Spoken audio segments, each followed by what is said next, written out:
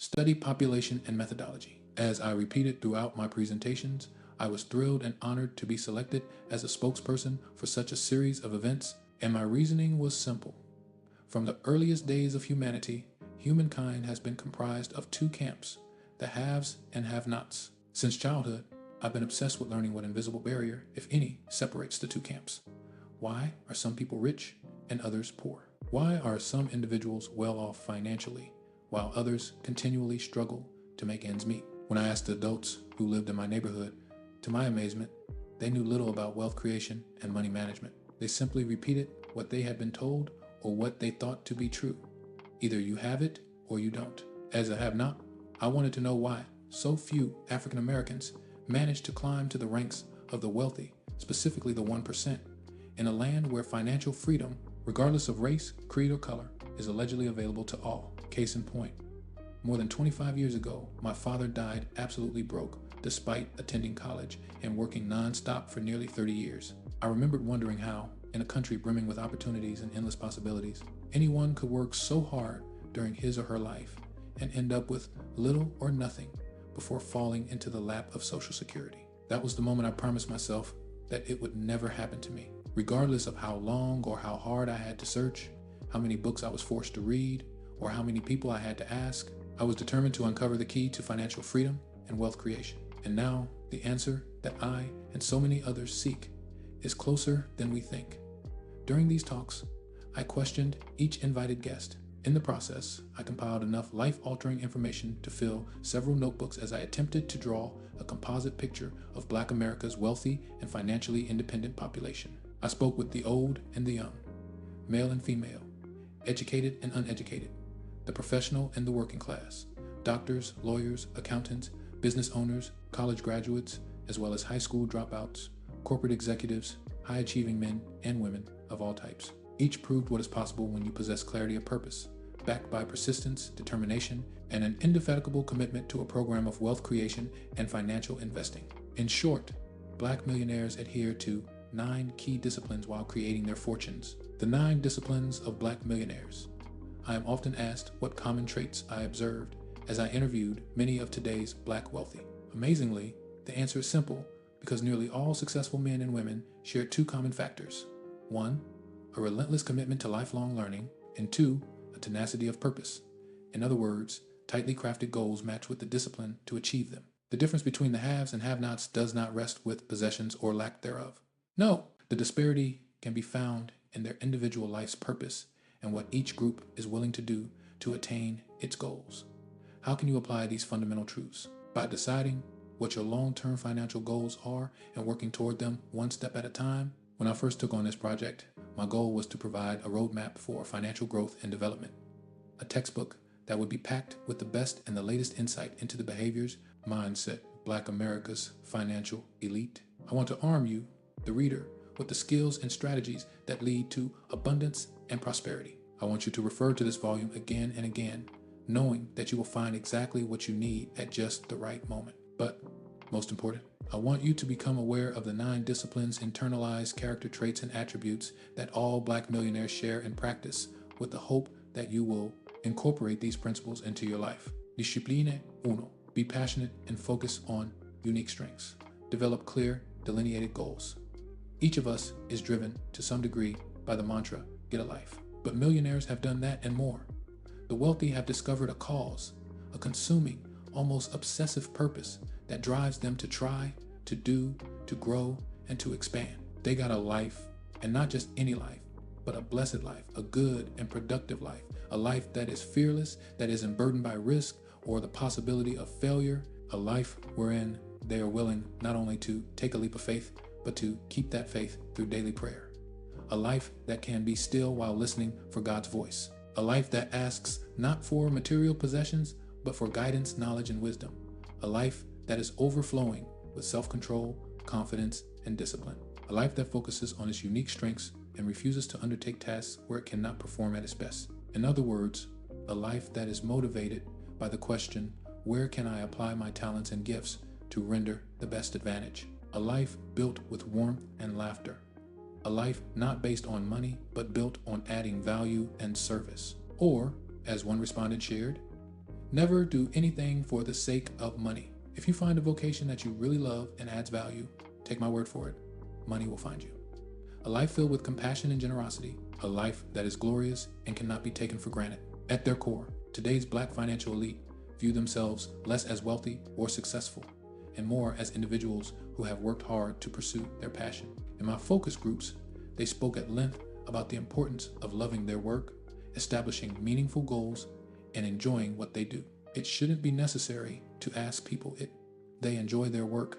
Their faces should answer the question without words. It was passion that set the actions of the Atlanta, Georgia-based Pascal brothers apart from so many entrepreneurial startups. In 1947, James and Robert Pascal opened a 30-seat luncheonette in the heart of downtown Atlanta, where they sold sandwiches and sodas. As their business grew, they expanded the menu to include both lunch and dinner. Owning neither a stove nor a car, or even the basic necessities, they prepared the food at their home and had it delivered to the luncheonette by cab. Both Dr. Martin Luther King Jr. and future President Bill Clinton strategized their next political moves over Pascal's fried chicken and peach cobbler. Passion caused Byron E. Lewis to dive headfirst into an uncertain global marketplace. When Lewis launched the Uniworld Group in 1969, the agency's existence was a radical notion, marketing to African Americans and Latinos. At the time, these two ethnic groups comprised less than 20% of the U.S. population. Today, ethnic and segmented markets are the market, and Uniworld, the oldest multicultural marketing agency in the country, continues to be the trendsetter. Nearly 30 years after its launch, Lewis's agency boasts annual billings of more than $133 million and provides a wide array of in-house advertising, public relations, event marketing, broadcast production, and entertainment-oriented services. And what is Lewis's secret? He clearly is intoxicated with his work, completely absorbed. Passion never has to beg for advancement, he explained during a conference keynote that I attended. The individual who masters his trade and is engaged in his work will be escorted to the front. Disciplina due, autonomous and independent. Deep need for internal control. Highly motivated self-starters. Whenever I'm asked what I believe is the purpose of life, my response is the same. Of all the great earthly pursuits, one resides head and shoulders above the rest. Every virtue, treasure, and reward in life is obtained only through this quest. Simply stated, it is fulfilling your potential. Robert Louis Stevenson, the 19th century Scottish writer, said it best: to become what we are capable of becoming is the only end in life. Unfortunately, most people deny life's endless possibilities and fail to exploit their God-given gifts. There's an anonymous quote that the greatest waste in the world is the difference between who we are and what we could have become. And what is our response to this underutilized and discarded time and effort? Abraham Maslow, the father of third force psychology, wrote, "If you plan on being anything less than you are capable of being, you'll probably be unhappy all the days of your life." The emerging picture from this study does more than suggest that the Black financial elite are intensely goal-oriented. They are also ambitious self-starters who possess a deep need for internal control of their lives. They know what they want, and they are focused single-mindedly on achieving their objectives. For the most part, the wealthy adhere to the unwritten rule of financial success. It doesn't matter where you come from. All that matters is where you're going, and where you are going is determined solely by your thoughts and actions. When asked for his prescription to success, a Dallas, Texas-based millionaire replied, "I get up early, stay up late, and do a whole bunch in between." Another member of his peer group chimed in, "I discovered that the best way for me to predict my future is to create it. It serves no purpose to either play it safe or small. If that means that I must continually grow and stretch myself, so be it." By definition, these men and women are self-made. In short, they take complete responsibility for the outcome of their lives, regardless of their struggles and failures. The two words you will never hear the wealthy utter are, "if only."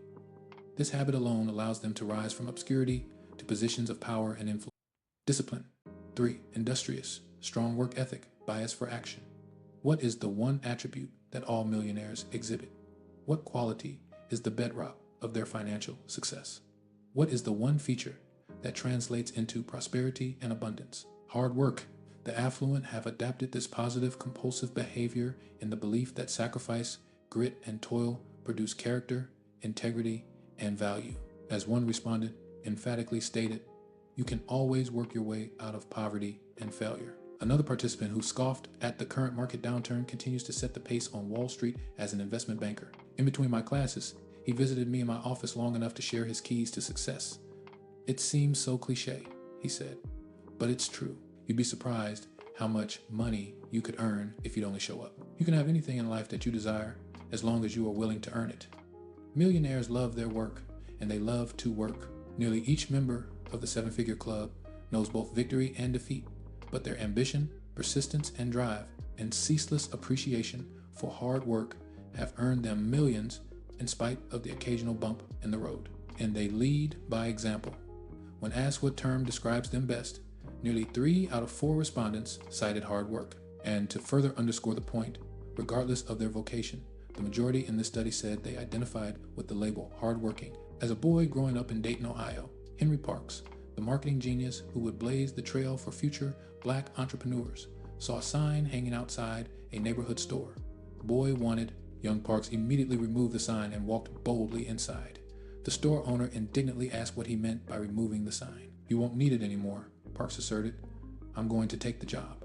And he took it. Tyler Perry has made no secret of the pains he expended as he created his most memorable scenes in his films. It is said that Alex Haley rewrote Roots dozens of times, and even then he was unsatisfied. He would cut, splice, and edit whatever he wrote until he was completely satisfied. Maya Angelou would spend weeks over a single sentence. Lisa Nichols, hours over a word. Toni Morrison, a month over a short composition. And E. Lynn Harris thought 4 lines were a good day's work. During a Crown Forum Symposium lecture at Morehouse College, his alma mater, Spike Lee, gave the secret to his success, both professionally and financially. "Hard work and perseverance made me what I am today," he shared, as he stood before a room packed with ambitious students. "I am most fulfilled when pursuing my labor of love. Hard work is the parent of all worthwhile endeavors, whether in business or the arts." If the wealthy could offer a fresh beatitude to the 8 blessings provided in the book of Matthew, it would be, "Blessed are those who have found their work." Wealth will never open its doors to those who are unwilling to pay the price in terms of sweat, sacrifice, and hard work. Discipline 4, creativity and innovation. Recognize the powers of ideas. Innovate or die. I know that sounds dramatic. And while you might not physically die, your greater hopes and dreams and your chances to accomplish your big goals will. Innovation has always separated leaders from followers, those who succeed and those who just get by. Innovation is what creates progress, and progress is what advances companies and people beyond the competitive herd of the masses, average, and the status quo. Innovation is not a task, project, or something you only do at an off-site meeting. Innovation is a constant mindset and perspective. It's a way of looking at the world. Instead of seeing what is, it is looking for what could be. Being an innovator is seeking the greater potential in every person, in every situation, process, experience, and outcome. The fundamental desire of an innovator is to help, serve, and solve. Damon John can neither sing nor dance. So, in his early 20s, using his inexhaustible creative power, he hooked into the burgeoning 1,980 seconds rap scene in New York as his path to success. John worked as a roadie for renowned rappers Run DMC and LL Cool J, and in the process discovered his enthusiasm for fashion. As the founder of the urban clothing line FUBU, For Us, By Us, John built his empire with determination, creative marketing, and groundbreaking branding strategies. Known as the godfather of urban fashion, John runs a number of multi-million-dollar clothing enterprises while offering branding expertise to some of the top companies and celebrities in the world. However, as recently as 1992, John wasn't successful or wealthy, far from it. He had little direction and almost no understanding of the apparel industry. What he did possess, however, was a strong desire to utilize his creative skills and revolutionize the sportswear industry by branding a distinctive line of jerseys, jeans, and outerwear with a decidedly urban appeal. After pricing competitive brands, he decided to design and manufacture his own line instead. At breakneck speed, he began sewing his logo onto every piece of clothing he could produce: hats, hockey jerseys, sweatshirts, and t-shirts, before even considering a marketing strategy. In 1998, FUBU raked in more than $350 million in revenue. John's business ventures have brought in more than $4 billion in sales since the line was released. He is amused by the nickname Godfather of Urban Fashion, but knows that it is a result of his relentless effort, determination, and knowledge of what it takes to build a successful business. I've learned, especially in this industry, that all aspects of this business revolve around preparation, sales, and marketing. I was rejected by 27 banks. I was turned down because I was poorly prepared. I didn't know what potential investors needed to see. I didn't know how to write a business plan. I had no concept of business forecasting and strategic planning. To be blunt, I didn't know a thing, but it was a learning curve. And the only skill set that is more expensive than education is ignorance. I now know what the wealthy and affluent have known all along. The marketplace pays for results, not effort. In other words, focus on the future and keep the ideas flowing. Anything and everything can be branded, he shared during our interview. And what lies at the heart of an effective brand? Creativity and innovation.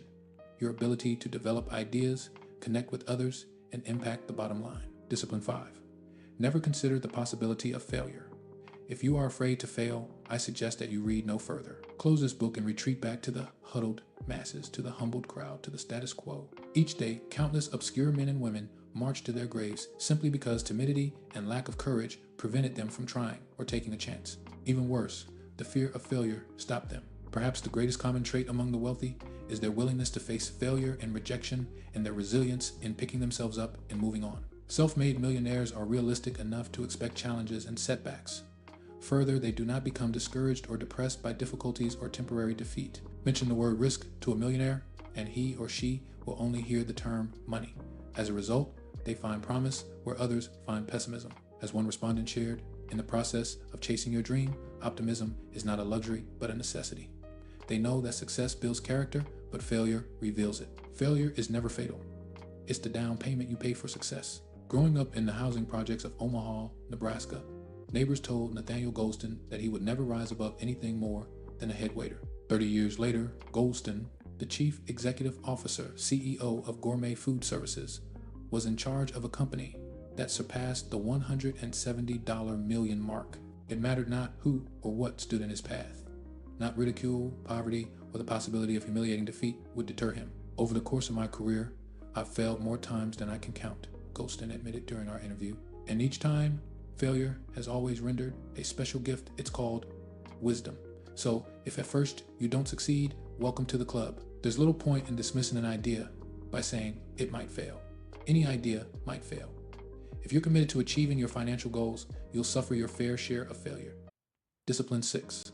Inquisitive, strong desire to know, quick to absorb and apply new information. During a time when society's reading habits wane, both at home and in school, and as television viewing steadily increases, the wealthy shun this wasteful habit and continue their never-ending quest to grow, study, and absorb new information. So many people fail to increase their earnings because they don't make financial literacy a priority. According to the Nielsen Wire, the global leader in consumer insights, the average African-American household spends more than 7 hours each day, 40% more than the overall population, and nearly 9 times that of the average Black millionaire watching television. The wealthy, however, read nearly 2 books per month.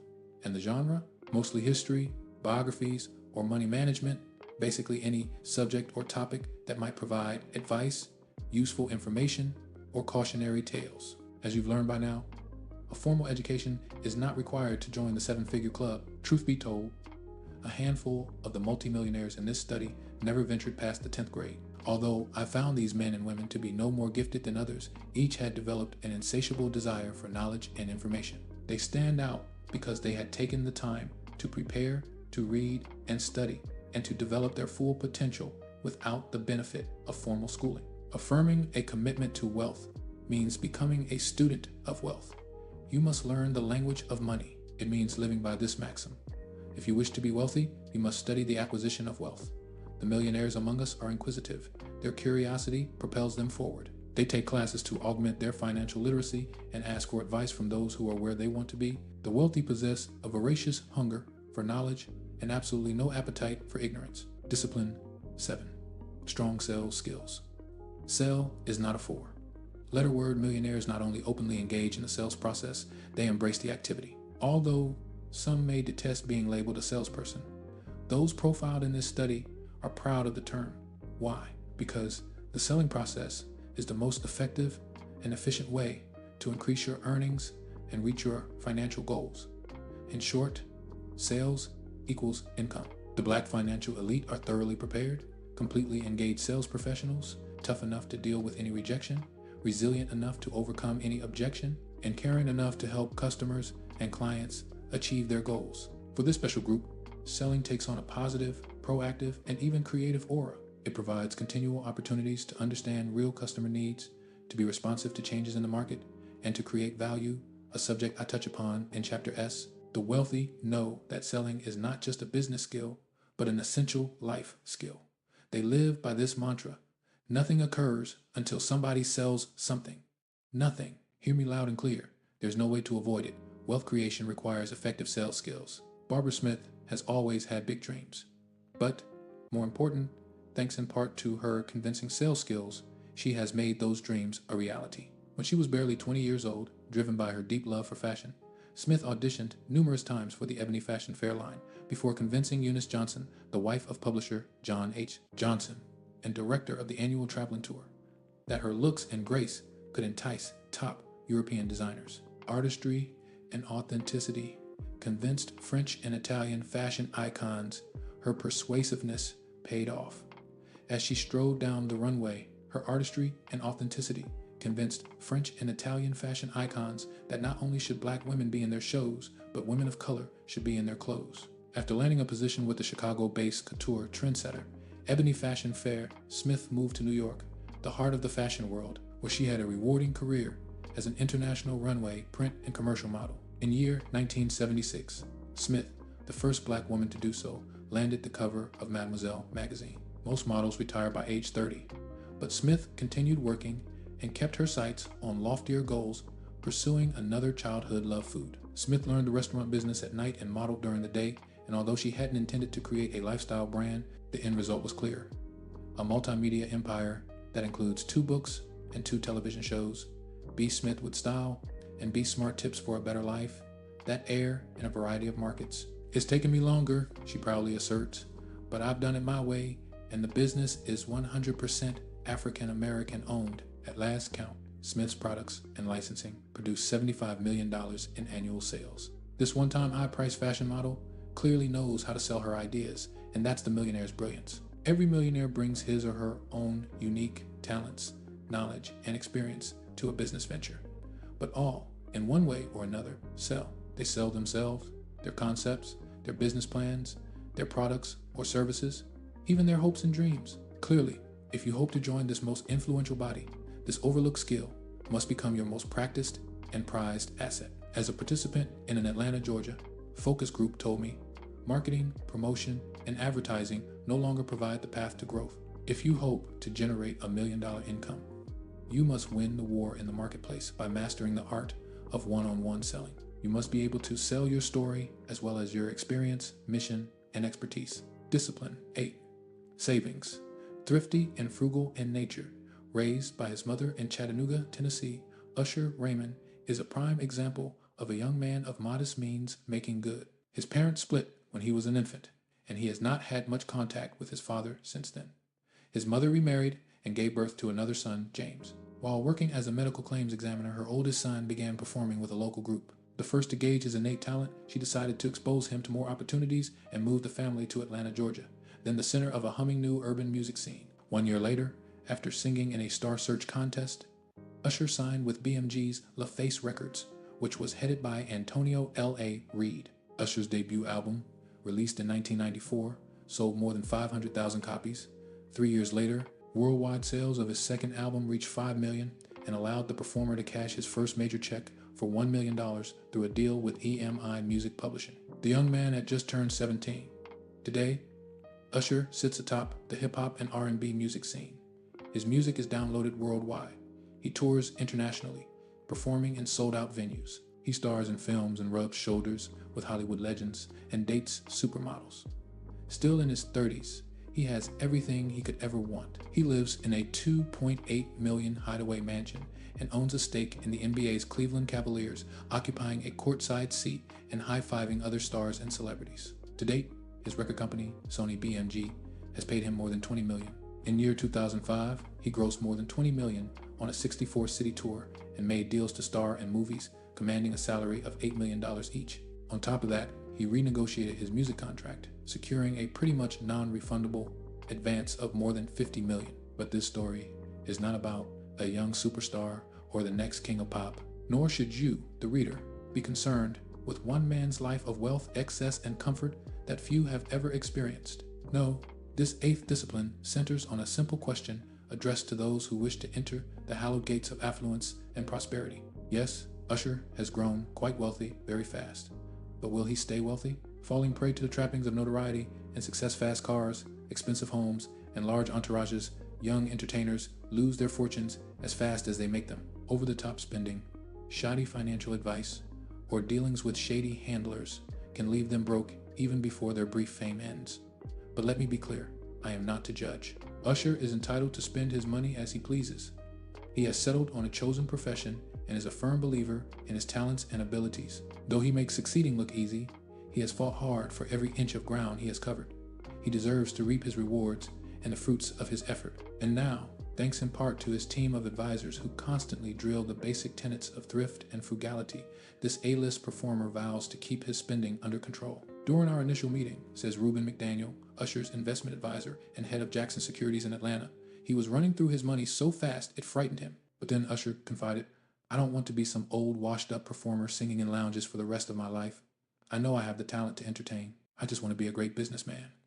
He solemnly pledged that he will never be broke. From there, we developed a strategy that will place him on solid ground, fixed income investments, blue chip stocks, and real estate, and consuming less than 10% of his total earnings. This plan, as well as other investment opportunities, will create and maintain his earnings long after anyone cares to hear him sing or watch him dance. We got him to buy into the philosophy, if it doesn't make money, it doesn't make sense.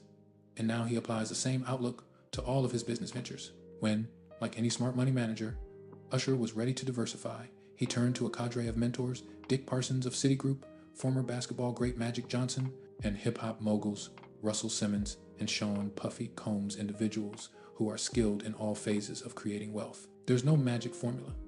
These steps call for no extra effort. They call for no personal sacrifice.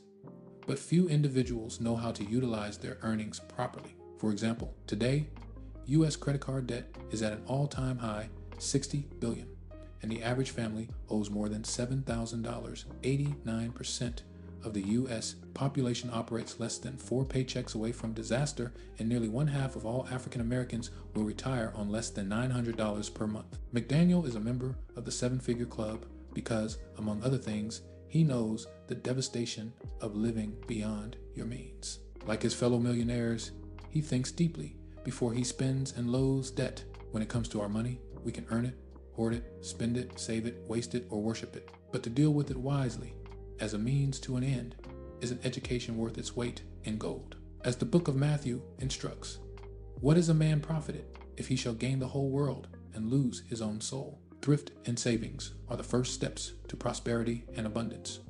More than talent, intellect, education, or skill, the habit of saving is the key to amassing a fortune. The philosophy of the wealthy versus the poor proves that the rich invest their money and spend what's left.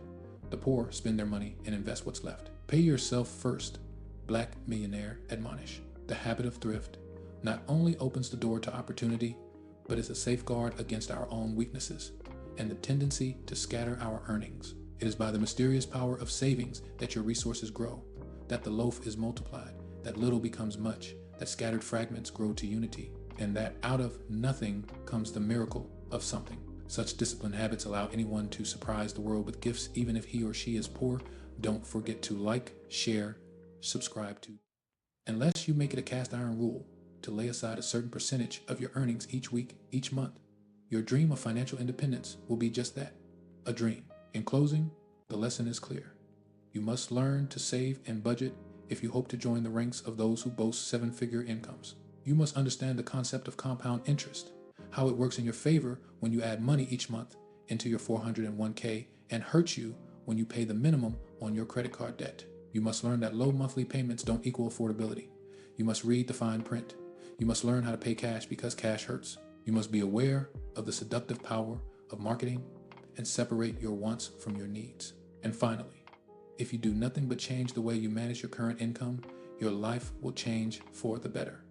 It's not what you earn that makes you wealthy, it's what you keep. Discipline 9, Spirituality, the Gospel of Wealth.